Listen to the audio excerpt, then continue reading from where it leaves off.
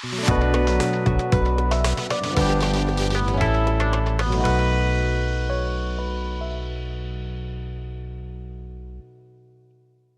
but really, how often do you open a closet, maybe it's even a drawer, and you're just hit with that like, whoa, too much stuff feeling? Happens to me all the time.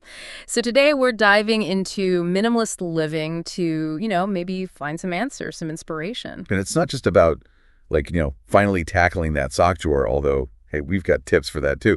But it's really about how these minimalist ideas, these principles, they can actually free up space in your head just as much as in your home. Yeah, totally. And the material we've got to unpack today, it's pretty interesting. Get this. We're starting with a virtual tour, right, of this apartment in Berlin. It's 120 years old, charming as heck. And get this, a family of 4R lives there, and they consider themselves minimalist. And here's the kicker. They moved there, right, from overseas, and they did the whole move with just 8 suitcases. 8 suitcases, that's it, for everything. Wait, 8 suitcases? For 4 people? Okay, now my weekend bag alone. Okay, tell me everything. Who I asked this family, how do they even make it work? All right, so it's a pretty cool mix, actually. Mom's American, dad's from China, and they've got these 2 boys, 8 and 10.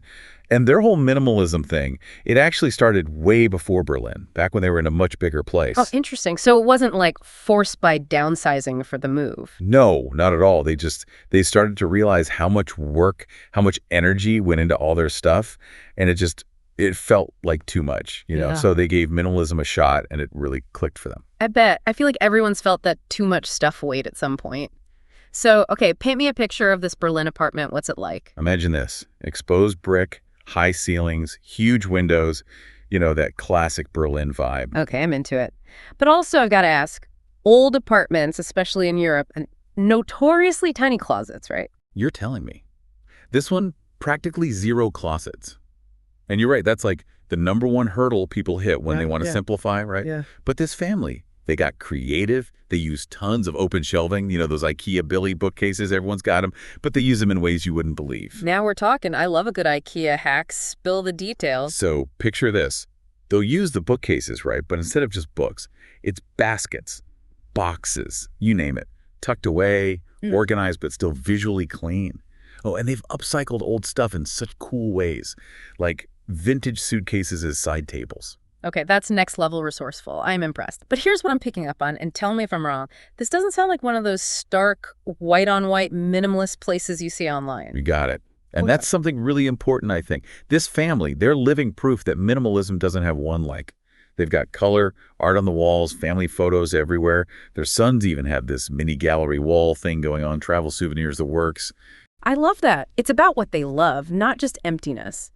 It really shows that it's not about deprivation, right? Minimalism, it's about curating a space that actually means something to you. You nailed it. And their story, I think it cuts through the noise of those, too perfect minimalist photos online. It's not about the look, it's about the why. They want a life that works, that's peaceful, that means something. And for their family, this is how they do it. So less about how many things you own, more about why you own them. And speaking of which, how did their kids handle this whole thing? Like, it's one thing for adults to decide to downsize, but kids and their stuff, that's a whole other story. You're not wrong. Getting kids on board with, less stuff, it takes some finesse. But this family, they got their sons involved from the get-go, right from the start of decluttering. Ah, smart move. So no surprise, we're donating your toys moments. Nope. They made it fun, like a game. Which toys are you over? Which ones don't you play with anymore? And they talked to their kids, really explain why they were doing this. More space to play, less cleaning up, stuff like that. That's got to make a difference. When kids understand, when they feel included, they're way more on board. Exactly. And get this, there's actual research showing that having fewer toys can boost kids' creativity and focus. Wait, really? Tell me more about that. So there was this study at Oxford, right? They had these 2 playrooms. One was packed with toys, wall to wall, and the other one, just a few carefully chosen toys. Okay, I'm hooked. What happened? Turns out the kids in the room with fewer toys, they were way more into it. More imagination, more creative games, even played for longer. Wow, that's kind of amazing. But it makes sense, right? Too many choices, it's overwhelming, it's hard to focus. Totally. It's that whole too much of a good thing idea. Sometimes having less, it helps us appreciate more what we do have. And from the looks of it, that's exactly what happened with this family.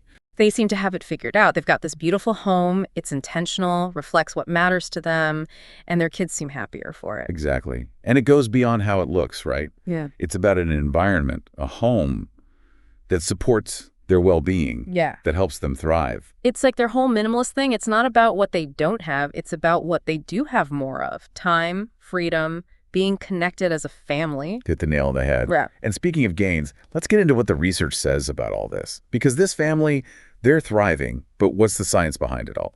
Honestly, seeing this family just totally rocking this minimalist life in their Berlin apartment, it does make you wonder, like, what does the research say? It can't just be about, a cleaner house, right? No, absolutely not. I mean, yeah, a tidy space is nice, but get this. Studies show that clutter actually messes with our brains, like literally. We're talking increased cortisol, the stress hormone.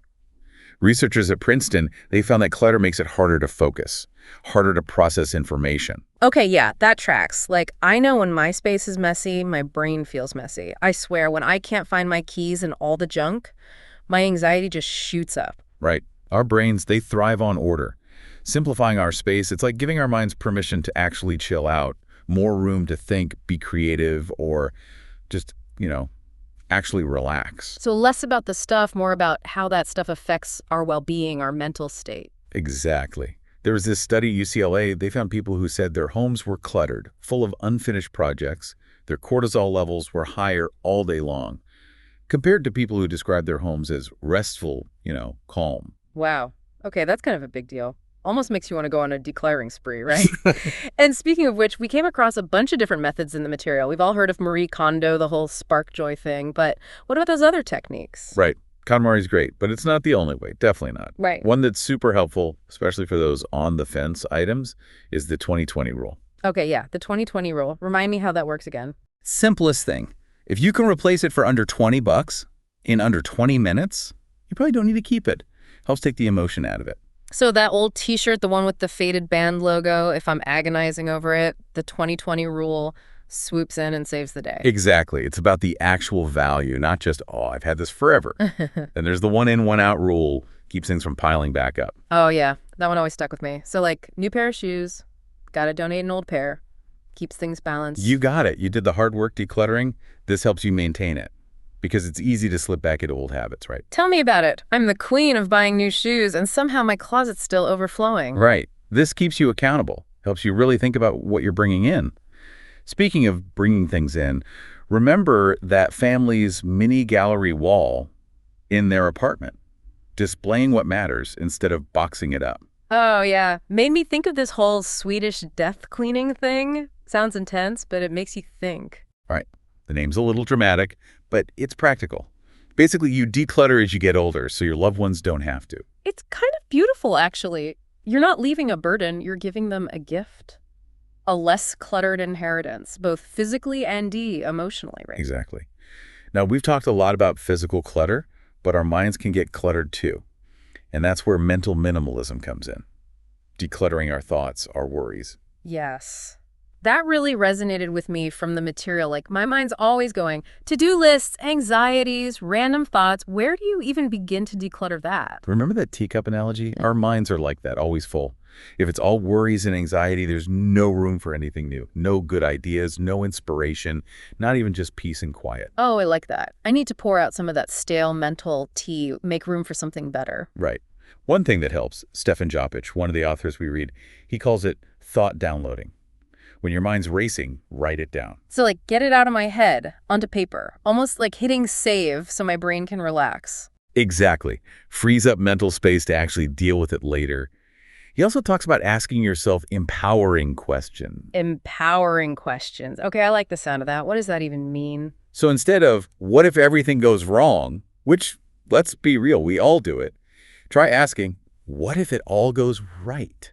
Oh, I love that. It's like choosing where to focus your energy, choosing optimism. Exactly. Small shift, but it can make a huge difference. So it's all connected, decluttering our homes, decluttering our minds. Absolutely. And get this, the material also touched on minimalism's link to finances. There's this Japanese budgeting system, Kakaibo. Have you heard of it? Okay, yes, Kakaibo. I've heard the name, but to be honest, I'm a little fuzzy on the details. Like, how does it work? It's all about mindful spending, Yep. Really thinking about where your money goes instead of mindlessly swiping your card. Oh, that's definitely something I need to work on. I've made way too many impulse buys I later regretted. So break it down for me. How do you do it? So at the start of each month, you set your financial goals. Then track your spending, but here's the key. You do it by hand.